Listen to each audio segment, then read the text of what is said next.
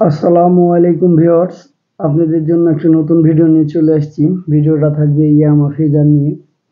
এই বাইকটি মূলত 2018 সালের মডেল। তো এই বাইকটি আমাদের কাছে সার্ভিসিং করতে দিয়েছে। প্রথমে আমরা বাইকটি চালাই দেখলাম যে কি প্রবলেম আছে।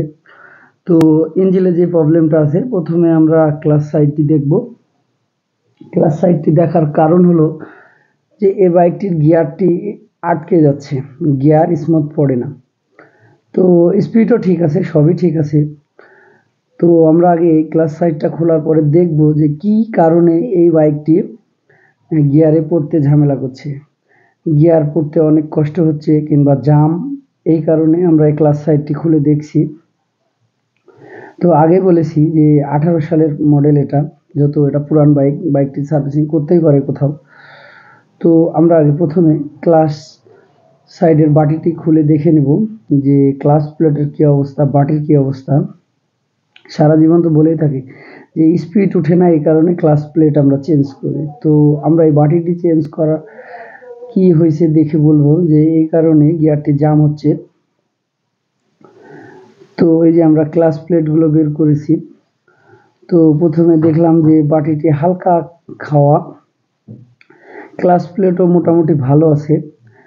কিন্তু এই যে আমরা দেখতে পাচ্ছি, এই যে ক্লাচ প্লেটটি দেখতে পাচ্ছি টাল, অনেকটা টাল হয়ে আছে। টাইট করার কারণে, স্প্রিং এর কারণে যেটা সমান হয়ে গেছে, এই কারণে গিয়ারটি জাম পড়ছে। তো মূলত আমরা ক্লাচ স্টিক আগে খুলে নেব। তো এই বাটিটাও খুলে দেখব যে বাটিটার কি প্রবলেম। তো এই বাটিটা হালকা খাওয়া আছে। তো আমরা ক্লাচ ডিসটিও খুলে দেখব যে ক্লাচ ডিসের রাবারটি কেমন আছে। তো ক্লাচ ডিসের রাবার ঠিক আছে। তো তাতে আমরা প্রবলেম বুঝলাম যে ক্লাচ প্লেট টালের কারণে গিয়ার জাম করছে। তো এই কারণে আমরা যত বড় বাইক, এই কারণে গোটা কমপ্লিট একটা অরিজিনাল সেট দিয়ে দেব। ধারণা করছি যে আমরা কমপ্লিট সেট লাগালেও ঠিক হয়ে যাবে। তো প্রথমে আগে ক্লাচ ডিসটি ভিড়িয়ে নিলাম, লকটা লাগালাম। এই যে দেখতেই পাচ্ছেন যে একটা ইয়ামার যে হাফ সেন্টার এটা নিয়ে এসেছি, অরিজিনালি লাগালাম।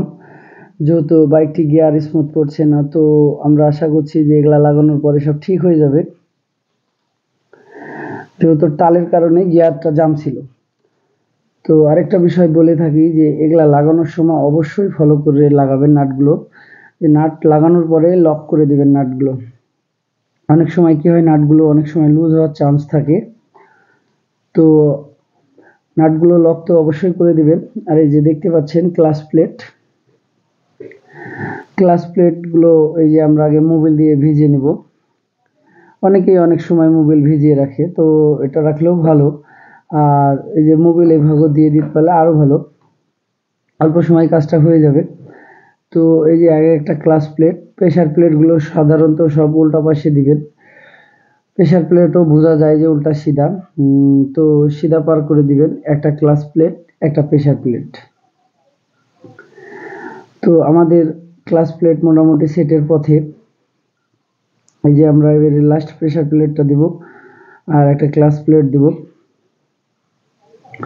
উপরকার বাটিটিও নতুন, যেহেতু সবই সেট দিয়ে দিলাম বললাম। এই যে বাটিটি এবার লাগাবো, আর এই বাটিটির সাথে ক্লাচ অ্যাডজাস্টারের স্ক্রুটাও এবার সেট করে নেব। এই যে দেখতে পাচ্ছেন ক্লাচ স্ক্রুটি সেট করে নিলাম অ্যাডজাস্টার। তো এই যে নাটটি টাইট করার পরে এবার আমরা বাটিটি ভিড়িয়ে দেব। তো এই যে বাটিটি লক হয়ে গেছে সুন্দর করে। এবার স্প্রিং চারটা আমরা সুন্দর করে ঢুকিয়ে দেব, দিয়ে নাটগুলো ভালো করে টাইট করে দেব।